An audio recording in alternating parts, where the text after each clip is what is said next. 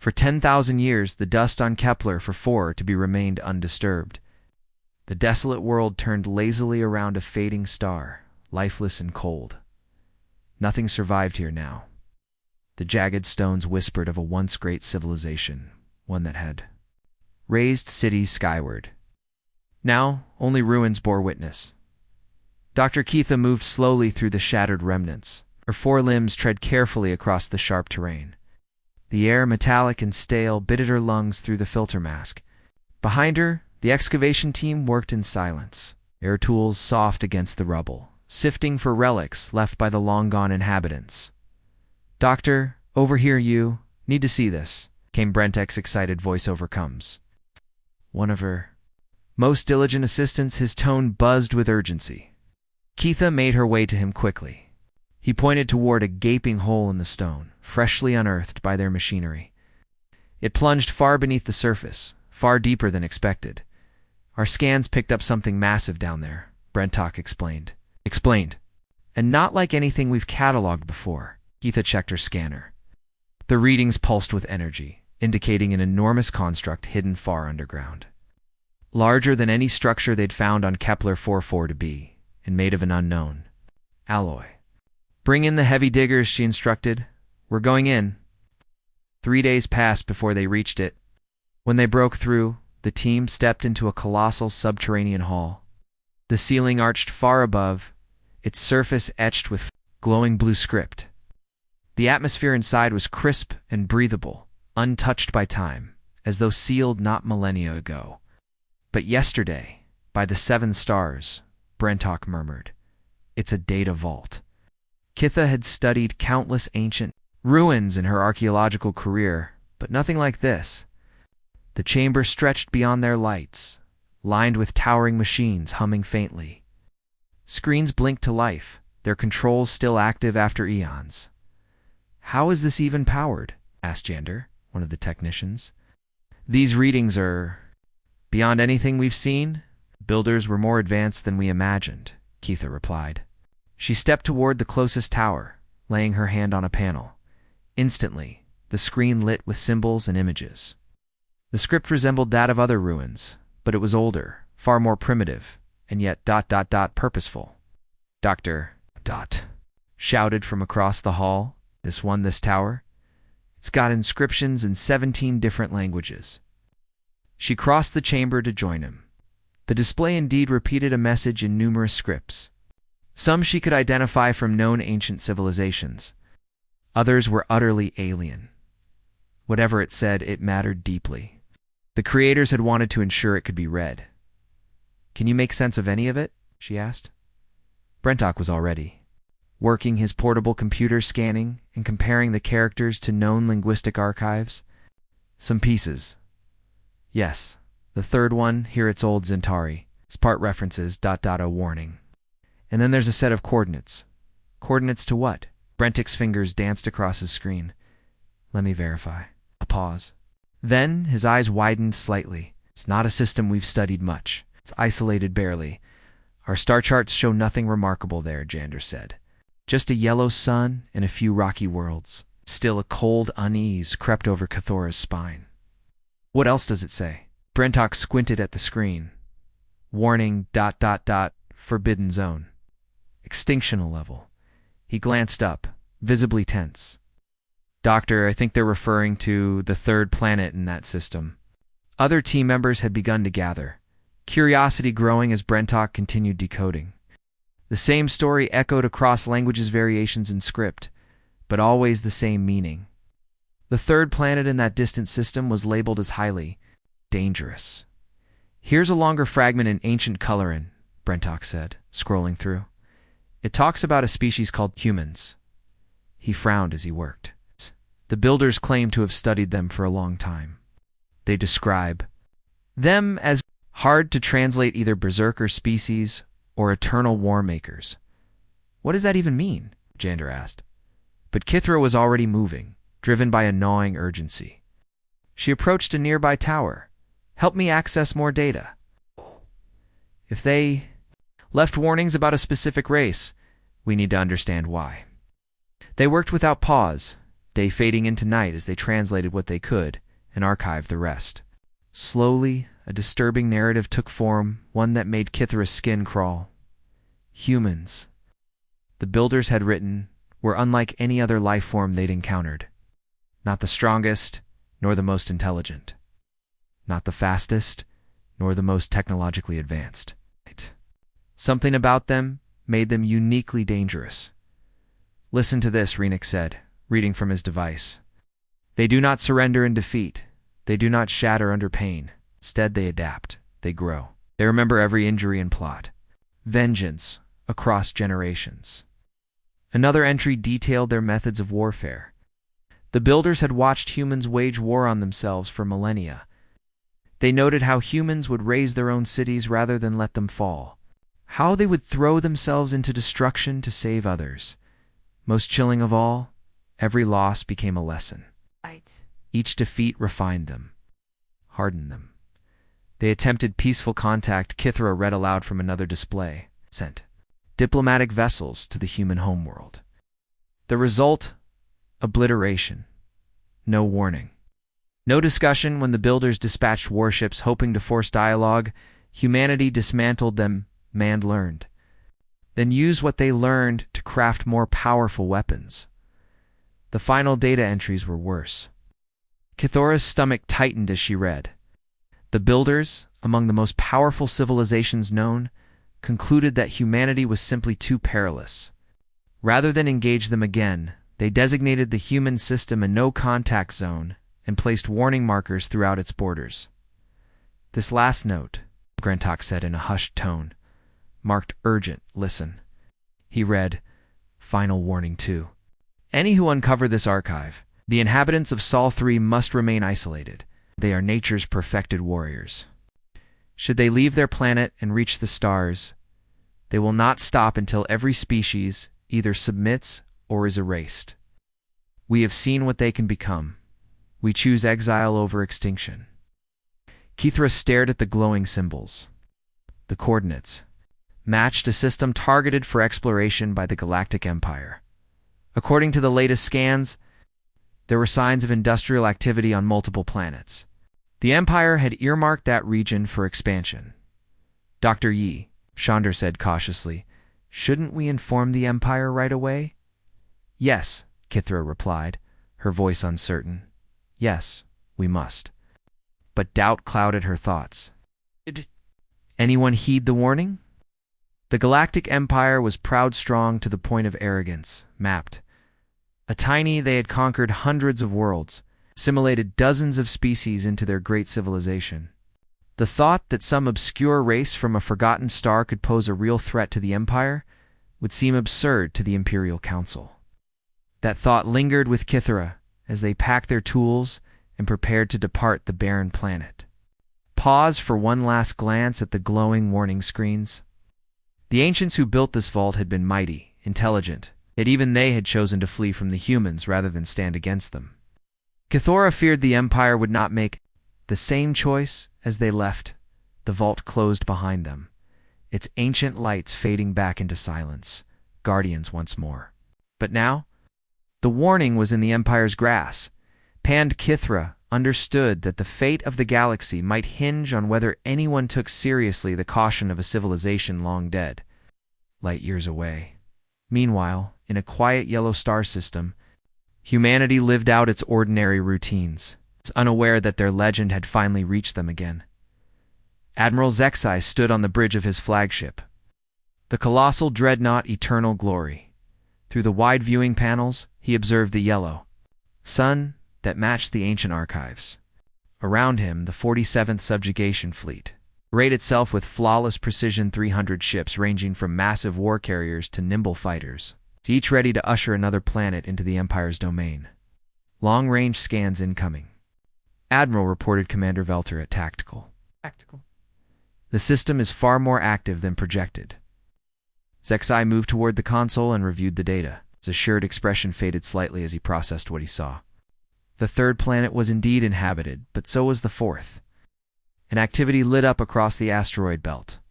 Even the moons orbiting the gas giants showed signs of artificial structures.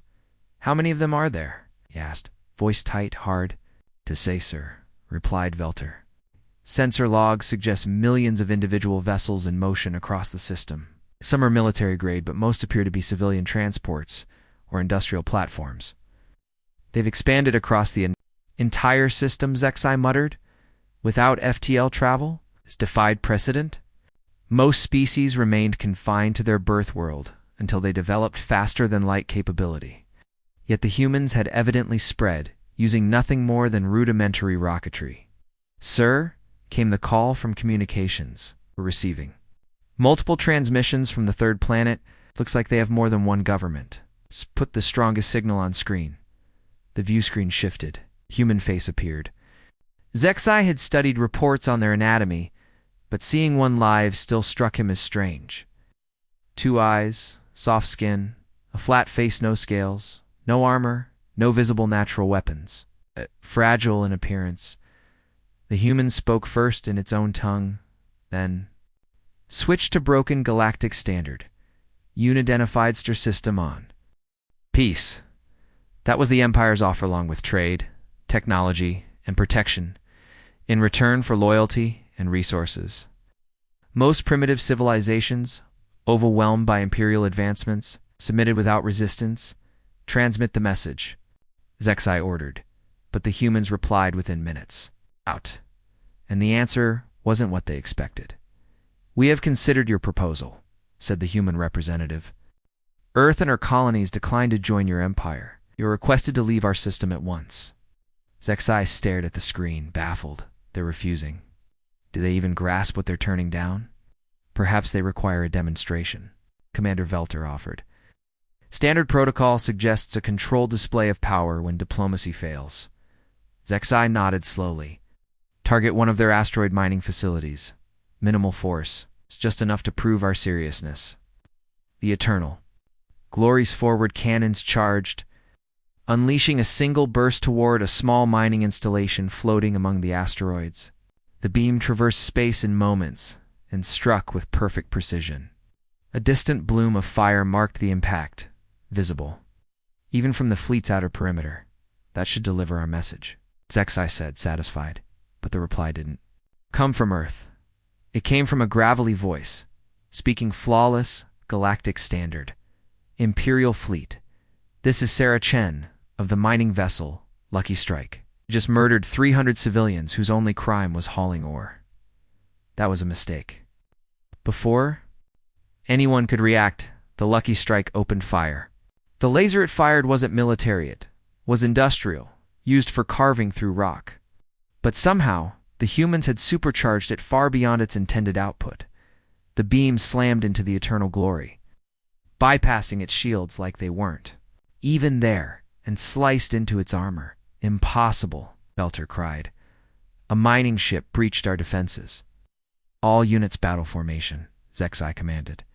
"Destroy that vessel." But the Lucky Strike was already gone, slipping behind. A massive asteroid. At the same time, other human ships emerged, rising from hidden points all over the asteroid field. Most resembled civilian craft, but each was armed. More disturbingly, they all knew precisely where to strike for maximum effect. "Admiral," the tactical officer called out urgently, weapon signatures lighting up across the system. "They've weaponized everything: cargo ships, mining rigs, even passenger haulers." The chaos that followed didn't resemble any conventional military conflict. The humans ignored standard tactics. No ranks, no formations. They fought like furious insects, attacking from every angle in unpredictable waves. A human freighter, damaged and leaking atmosphere, rammed an Imperial cruiser instead of surrendering. The resulting explosion obliterated both. Fighter wings launched from behind a gas giant, using the gravitational pull to fling themselves into high-velocity attack runs. Mining platforms sprouted hidden missile bays, launching salvos of improvised warheads at the fleet. "They're using their entire system as a weapon," Velter said in stunned disbelief. "Every piece of infrastructure is now a threat." Their familiarity with the local space gave the humans an undeniable edge. They knew every rock, every gravity well, every blind spot. Imperial ships were caught in ambushes from vectors they hadn't even imagined. But it wasn't the tactics that unsettled. What excited the most was the humans' resolve. Every surrender broadcast was answered with open defiance. Its captured ships self-destructed before the Empire could analyze them. Fighters turned themselves into guided missiles. "Sir," the comms officer said, "we're tapping into human transmissions. They're calling this the Second Independence Day and they're urging all civilians to rise up and fight." "Civilians?" Zexai echoed in disbelief. "Yes, sir," the officer replied. "Apparently they have a holiday celebrating there. Freedom from past conquerors. They're framing this as another independence war." As the battle dragged on, the momentum began shifting against the Empire. Civilian vessels poured into the conflict. A luxury cruiser en route to Mars offloaded its passengers at a spaceport, then returned, jury-rigged with makeshift weapons. Medical ships arrived, evacuating the wounded, Imperial and human alike, but only to stabilize them and send them back into the fight. What disturbed the Imperial officers most was the human speed of adaptation. In the opening hour, Imperial plasma weapons tore through human hulls with ease. By the third hour, human ships began appearing with reflective armor that scattered plasma beams. By the sixth, they were firing plasma themselves, somehow having reverse-engineered the tech mid-battle. Admiral Velter spoke in a low voice. "We've lost 60% of the fleet. They're adapting faster than we can respond. I recommend full withdrawal." Zexai stared at the tactical readout. Red icons marked fallen Imperial ships littering the solar system. The humans had paid dearly too, but they never stopped. Their determination bordered on madness. "Signal the retreat," he said at last. As the surviving Imperial ships limped away from the system, a final transmission came from Earth. It was the same gravelly voice, the woman from the mining ship, Sarah Chen. "Tell your Emperor what you saw here today," she said. "Tell him Earth remembers every assault, every threat, every life lost. And tell him this: if he sends more ships, we'll be waiting. We're always waiting." The 47th Subjugation Fleet had been reduced to just over 100 ships. As they jumped to hyperspace, Zexia couldn't shake the sense of dread. They hadn't just lost a battle, they'd awakened something ancient and terrible. The precursors had been right. The humans weren't like the others. They didn't surrender. They didn't bend. And now they understood they weren't alone in the cosmos. Word of the defeat traveled fast across Imperial space. If for the first time in history, a single planet had turned back a subjugation fleet, a shock hit military high command like a solar flare. In his vast throne hall, Emperor Vaktos received the news. His counselors dismissed it as a fluke mix of poor tactics and unfortunate variables. No primitive world could resist the full strength of the Galactic Empire, but in the depths of the Imperial archives, Dr. Kathira quietly reviewed Admiral Zexai's report, side by side with the ancient warnings, and it was all happening exactly as foretold. The humans had transformed their society into a weapon. They didn't take decades to adapt. They evolved within hours. And above all, they'd rather die than be conquered. The Empire was about to discover what the ancients had learned long ago. Humanity wasn't just another species. They were something far worse. And now, the galaxy knew they existed. Emperor Vaktos stood in the Imperial War Room, arms behind his back, staring at a massive hologram of the galactic map. The Sol system glowed red with hostility. Around him, top military leaders barked blame across the chamber. It was poor planning, General Carrick declared. Zexai underestimated their numbers. "We should have brought twice the fleet. They had luck," said Fleet Marshal Dexron. "They used the asteroid field like terrain. In open space, they'd stand no chance." Vaktos listened, fury brewing. The Empire had never failed to conquer a single planet. Never. The Empire stretched across half the galaxy, its grip holding firm over 8,000 star systems. Millions of species had long accepted Imperial rule. That a single primitive world had dared to defy them was offensive. "Enough," Emperor Vaktos said. Softly, and the war room fell into silence. Admiral Zahai had been no fool. He commanded 300 warships. And the humans had destroyed 200. That wasn't luck. It wasn't poor planning. That was failure. He turned slowly to face his senior staff. I want everything on these humans. How they fight, what they use, where they're weak. Then I want them broken. Already underway, Your Highness, said Intelligence Director Morvell. Our footage analysis shows their technology is shockingly backward. Most of their weapons are repurposed industrial machinery. Their starships use chemical thrusters, not even ion drives. They shouldn't have been able to hurt us, Vacto said, voice like ice. But they did. Why? Morvell hesitated before answering. They're creative, sire. They don't use tools the way we expect. Mining laser became a cannon. A shipping container became a missile. They don't think like us. Then we'll learn to think like them, Vactos growled. Prepare the Grand Armada. I want 12 full fleets. Siege ships, planet destroyers, everything. Their system will become ash. As whispers of the coming storm spread across the Empire, something unexpected happened back in the Sol system. For the first time in their history, humanity became one. Nations that had bickered for centuries buried their differences. Enemies signed treaties in hours. Religious feuds disappeared. Political grudges were shelved. The Imperial attack had given Earth something it had never truly known, an enemy so vast and deadly that survival demanded unity. Sarah Chun, the miner whose defiance had drawn blood from the mighty Empire, was promoted to Supreme Commander of Solar Defense. Now, she stood at a temporary command center carved into Luna's rock, staring through a reinforced viewport at the sky above. The void was no longer emptied, buzzed with construction, coordination, and resolve. Status?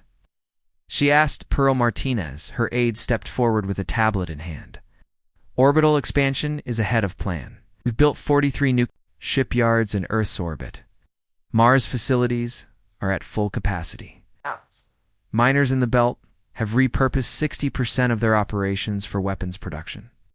Sarah nodded slowly, her expression unreadable. And civilian morale? She asked Martinez, glanced at another screen. Every nation is contributing. Every city is volunteering. Earth had enacted full military conscription. 50 million new troops, pilots, and engineers were in training. The corporate sector had suspended patents. Every research division shared data freely. NASA, ESR, Roscosmos, and private aerospace giants operated as one. Through the viewport, Sarah observed the outcome of humanity's awakening. What had once been a handful of orbital platforms were now bristling citadels in space. The asteroid belt, formerly a scattering of mining rigs, was now a fortified web of hidden bastions. Even Neptune's orbit bore defense stations. And the new ships? She asked. Martinez gave a rare smile. Better than expected. Engineers have studied the Imperial wreckage. We've reverse-engineered their shields and enhanced them. Our plasma arrays now outmatch theirs. How much stronger? 30% more output and double the fire rate, Sarah permitted. Herself a flicker of pride. Humanity's greatest weapon wasn't numbers or hardware. It was adaptation. Each captured Imperial device birthed a superior variant. Each mistake in battle became a blueprint for the next victory. But Sarah knew. Innovation alone wouldn't save them. Reports from long-range scouts were grim. The Empire wasn't dispatching another punitive force. This was a conquest fleet vast enough to crush entire galactic quadrants. Commander Lieutenant Kim called out from comms. Incoming message from Monitor Station Alpha Centauri. Psst.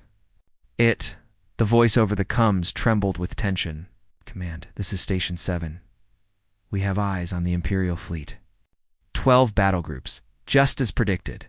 They're enormous. Count more than 5,000 capital ships. Some of them, they're bigger than our orbital cities. Sarah closed her eyes. 5,000 warships. Humanity's combined fleet barely reached 800, and many were converted freighters or mining haulers. Time to arrival? 18 days if their speed holds. Copy that. Maintain surveillance. Fall back to your secondary post. When the transmission ended, Sarah turned. To her command team, they all understood. Logic had abandoned them. The odds were absurd. Yet in their eyes shone something fierce and irrational. Resolve. Colonel Martinez. Sarah said quietly, initiate Operation Lighthouse. He nodded and entered the command codes. Across the system, dormant transmitters powered up and began sending a call, one that would echo beyond human space, a message broadcast in dozens of galactic tongues. Its speakers were diplomats, scientists, farmers, mechanics, anyone who could speak from the heart. This is Earth, calling all who cherish freedom. The galactic empire comes to erase us because we refuse to kneel. We cannot win alone. We will fight, because freedom is worth dying for. If you to dream of liberty, if you to defy tyrants, know this, you are not alone. Earth remembers. Earth stands. Earth does not surrender. The signal would take years to reach the galactic rim. Sarah didn't know who, if anyone, would hear it. But she hoped. And hope had always been dangerous. In the days that followed, humanity threw itself into preparation. Children too young for battle worked assembly lines. Elders who'd known war passed wisdom to the green and nervous. Artists painted murals and wrote stirring anthems, reminding the people what was at stake, but the beating heart of Earth's resistance was in its labs. Scientists labored in shifts, sleeping on cots between breakthroughs. They tore through alien technology with desperation, reverse engineering, and reinventing it. They didn't just mimic Imperial technology, they surpassed it. Plasma rifles from the Empire became plasma cannons in human hands, with superior range and firepower. Shield generators once designed to protect single ships now formed the basis of defensive webs that could safeguard entire orbital habitats. But the most critical breakthrough didn't come from an engineer. It came from a historian, Dr. Elizabeth Warren, deep in the captured Imperial archives, stumbled upon a revelation that changed the war's trajectory in a strategy meeting. She addressed Commander Chen. I've been reviewing centuries of Imperial military data. Their technology is unmatched, but their thinking it's rigid. What do you mean? Chen asked. They're traditionalists. Their tactics haven't evolved in over 1,000 years. They lean on brute strength and advanced hardware. They assume their enemies will respond with textbook strategy, fleet formations, command structures, predictable doctrine. Sarah leaned forward. And we don't fight by the book. Exactly, Warren said. Every recorded engagement follows the same rhythm, long-range bombardment, then close-quarter clashes. The outcome relies on superior numbers and ship classes. But there's nothing in their history that suggests they faced an enemy who refused to play by the rules. Then we'll tear up the rulebook, Sarah said, her voice hard as steel as the Imperial Grand Armada closed in on the Sol system. They expected to find a fledgling civilization hiding behind crude defenses. Instead, they met a nightmare. Their first warning came when Vanguard scouts entered the outer system. What should have been a barren approach with scattered orbital platforms turned out to be a death field. Thousands of concealed weapons had been placed throughout the asteroid belt. Tiny platforms, hard to detect and nearly invisible to long-range scans, littered the void, but they were networked. Coordinated.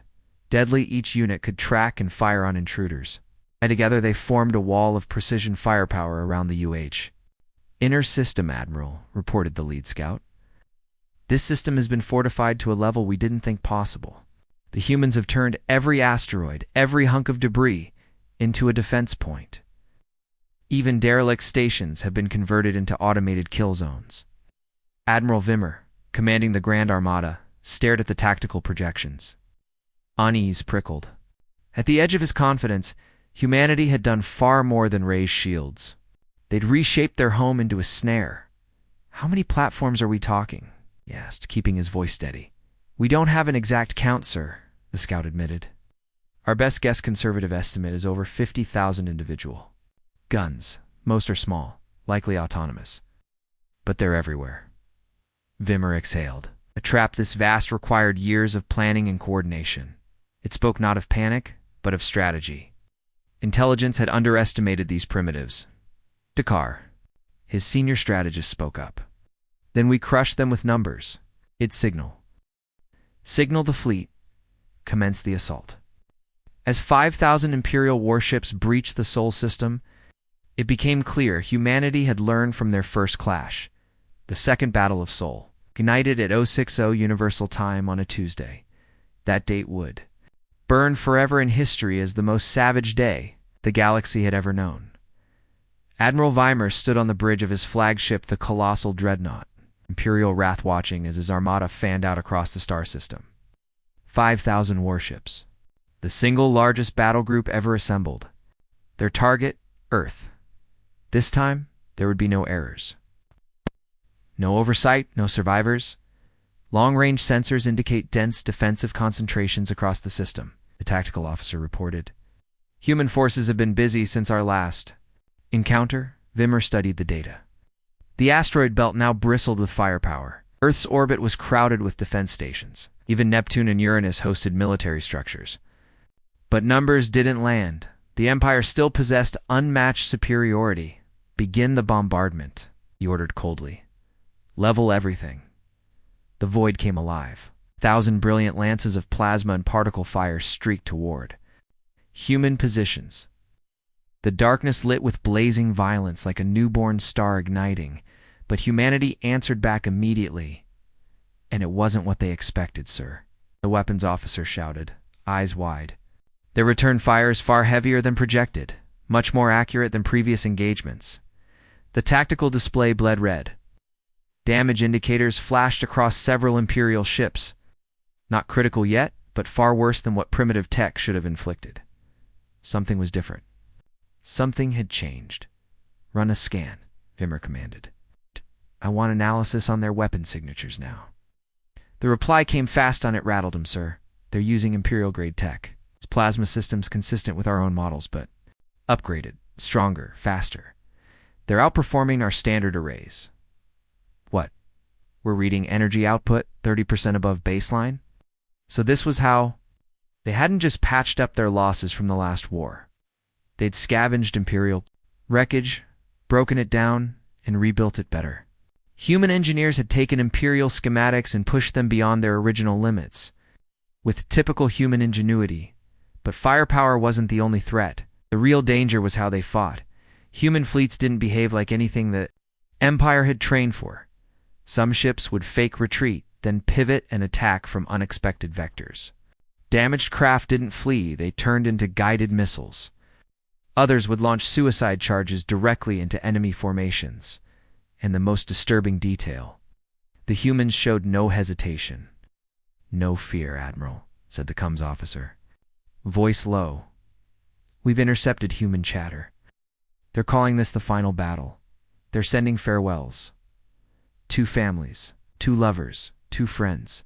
They know they're going to die, Weimer asked. Yes, sir. But they're fighting. Anyway, it was madness. And it was working as the engagement deepened. Their strategy became unmistakable. Humanity wasn't trying to outgun the Empire. They were trying to bleed it dry. Every rock, every station, every fragment of space was turned into a price to pay. In blood, they didn't expect to win. They only meant to make the Empire suffer for every inch gained.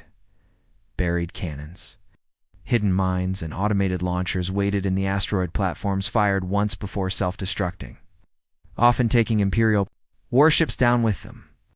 Human fighters damaged beyond hope would deliberately detonate in proximity to enemy ships for maximum impact. But what truly unhinged the Imperial ranks wasn't firepower. It was the psychological warfare. Humanity flooded open channels with the screams of dying Imperial officers. They replayed footage of atrocities committed by the Empire across enslaved worlds. Most devastating of all, they broadcast messages from conquered species inciting revolt against Imperial authority. Sir, said the intelligence officer, visibly shaken, they're aiming to turn our own against us. They're transmitting on known frequencies of subjugated species across the Empire.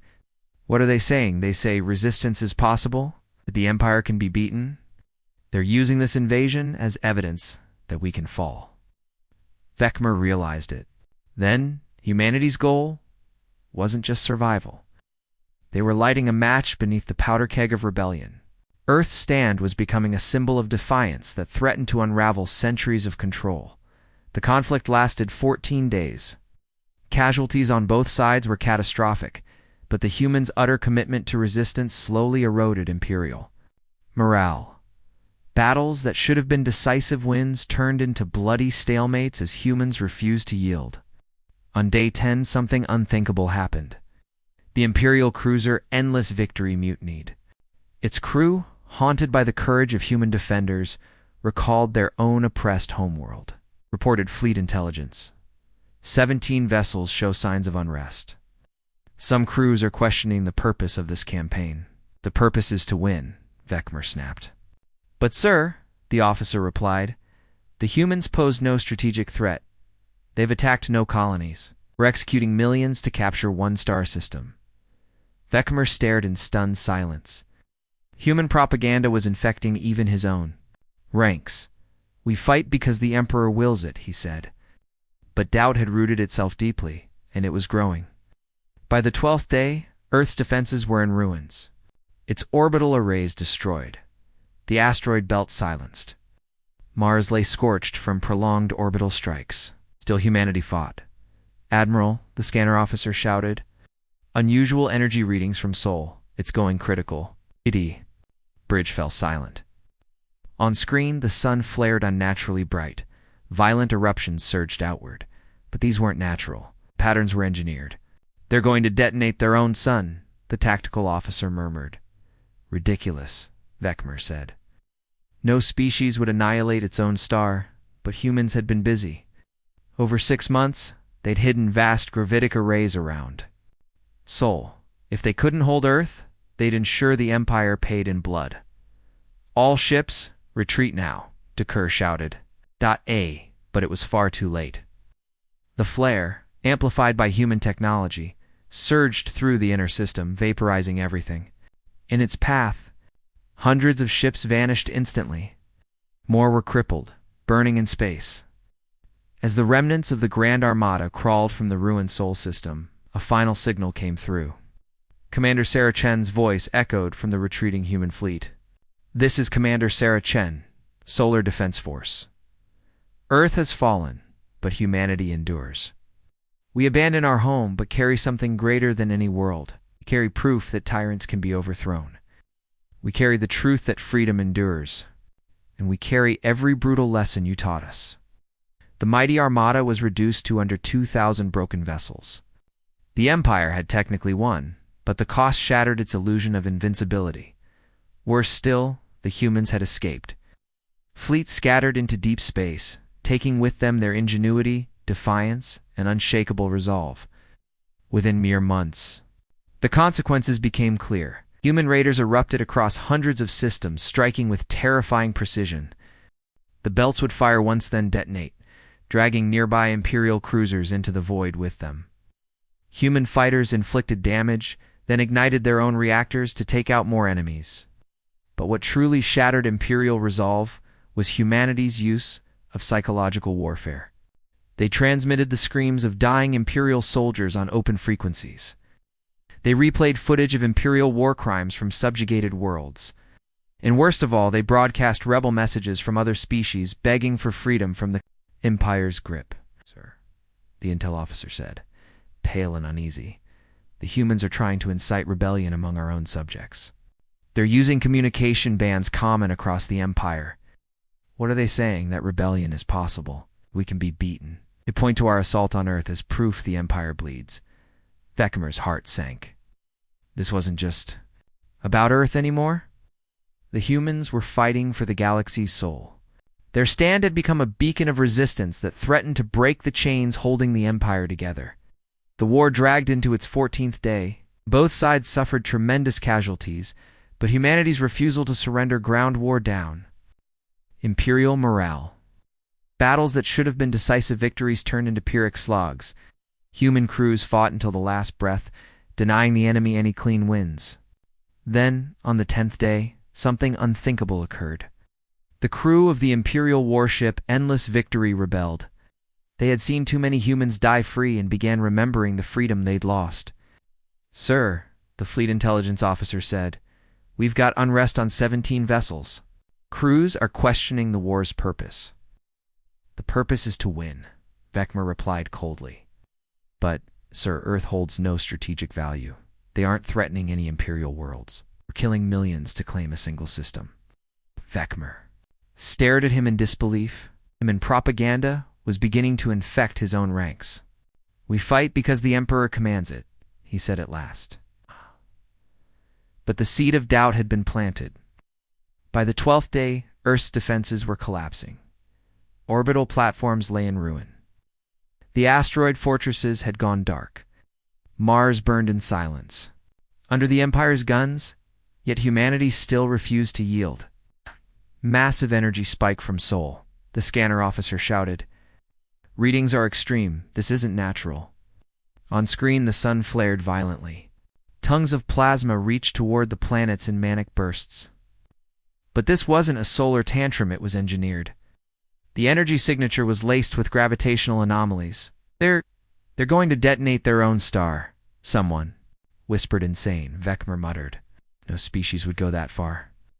But humans had spent months installing gravitic pulsar rays into the solar core. If they couldn't hold Earth, they would turn the sun into a death trap. Emergency jump? All ships retreat, Vecmer screamed. Too late. The artificially induced flare surged across the inner system like a furnace unleashed. Hundreds of Imperial ships vaporized under its radiation. As others limped away, their hulls melted and systems crippled. And in the final seconds, as the Sol system died behind them, a last transmission came. Commander Sarah Chen's voice echoed across space. "This is Commander Chen of the Solar Defense Force? Earth has fallen, but humanity endures. We leave our world behind, but not our spirit. We carry with us the proof that tyrants can bleed, that freedom never dies. And we've learned every lesson you've forced upon us."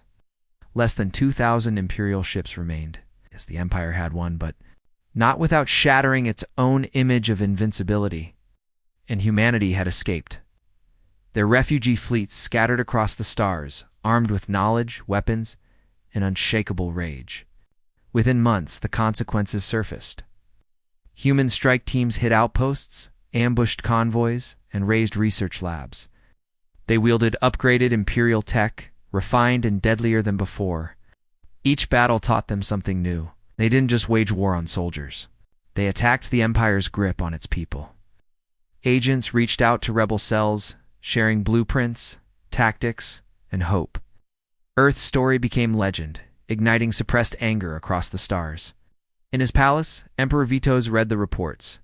With growing alarm, 17 species had declared independence. Sabotage crippled worlds that once sang imperial hymns. In defeat, humans had created something more dangerous than any army movement. How many escaped? Vitos asked his chief of intelligence. Estimates vary, Your Grace. Between 50 to 200 million survivors, spread among mobile fleets. Find them. Erase them, sir. They don't stay still. They become nomads, building hidden bases beyond Imperial reach. The Emperor's fists clenched. No species had ever endured the full might of the Empire and lived. And now, they used survival itself as a weapon. Dr. Kithara, now Imperial Chief Xenologist, delivered her final report before the Council. Her voice was solemn, almost sacred. The precursors warned us. Humans aren't just warriors.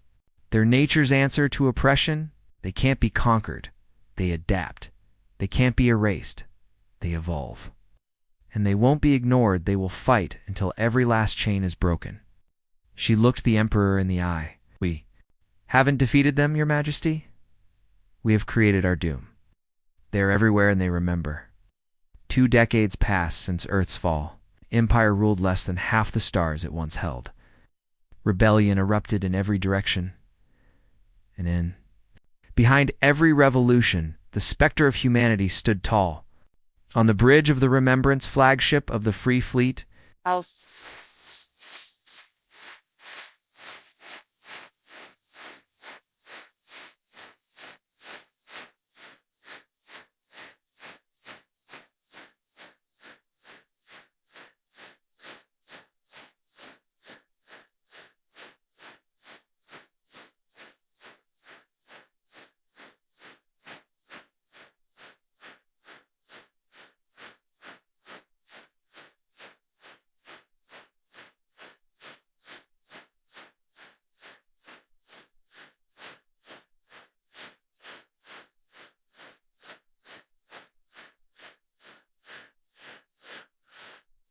Fi on a fi for and fight in and for I influence so I sef the room I sep I sarn sense the was sense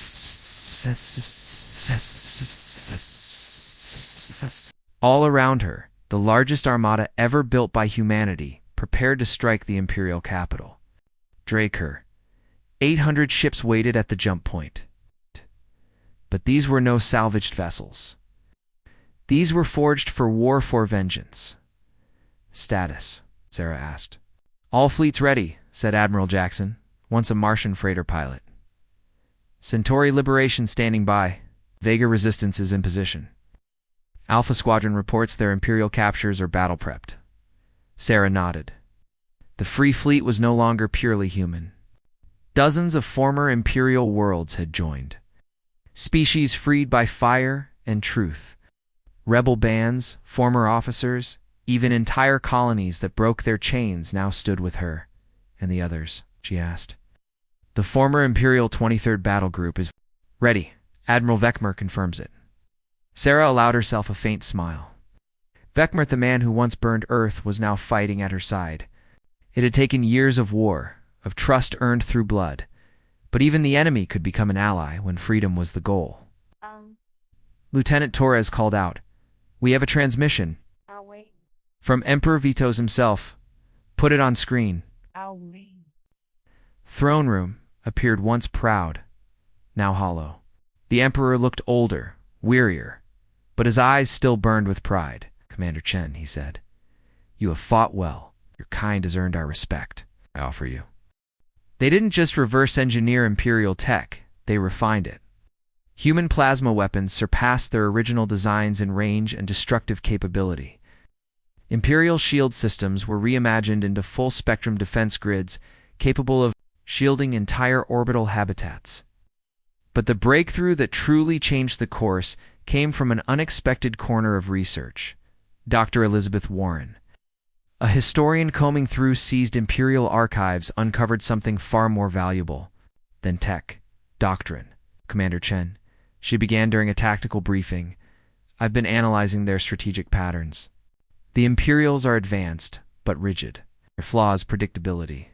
What kind of predictability? Sarah asked, frowning. They haven't altered their doctrine in over a millennium. They rely on brute strength and superior weaponry. They assume all opponents will engage by the same military standards. But we don't fight by the book. Sarah leaned forward. Then let's never give them the war they're expecting. Exactly, Warren said. They've never faced a force that breaks the rules. So when the Imperial Grand Armada advanced toward the Sol system, expecting primitive defenses and desperation, they found something else entirely, something that would sear itself into Imperial memory for generations. The first warning came at the system's edge. Instead of a scattering of orbital guns and outdated satellites, the scout ships detected a vast, decentralized defense net stretching across the asteroid belt. Thousands of stealth emplacements, nearly invisible to long-range scans, coordinated, their targeting into a kill zone that covered the entire outer system. The system's been weaponized, one scout captain reported grimly. Every rock, every station van, some debris, has been modified into a fire platform. Admiral Vimmer of the Grand Armada stared at the data feeds, his face darkening. This wasn't a defense, it was a trap. How many installations are we estimating? He asked. No clear number, sir, his officer replied. Best guess. At least 50,000. Mostly autonomous. Small, but lethal in aggregate. Then we overwhelm them with force, Dakar, his second-in-command, declared. That decision would prove catastrophic. While Imperial fleets charged toward Earth, human forces struck deep into the Empire's exposed infrastructure supply routes, relay stations, research outposts. Every strike was a lesson. Every wrecked Imperial convoy taught humans something new. But the war wasn't limited to physical targets. Human operatives reached out to suppressed worlds, igniting old embers of rebellion. They shared stolen knowledge, advanced tactics, and a message of defiance that spread across star systems like a virus. On the Empire's capital world, Emperor VTOs stared at growing reports of uprisings. 17 species had already declared independence. Sabotage reports flooded in from dozens more. They've turned survival into insurgency, his war minister said. How many escaped Earth? The Emperor demanded. Unknown, the minister replied. Estimates ranged between 50 and 200 million.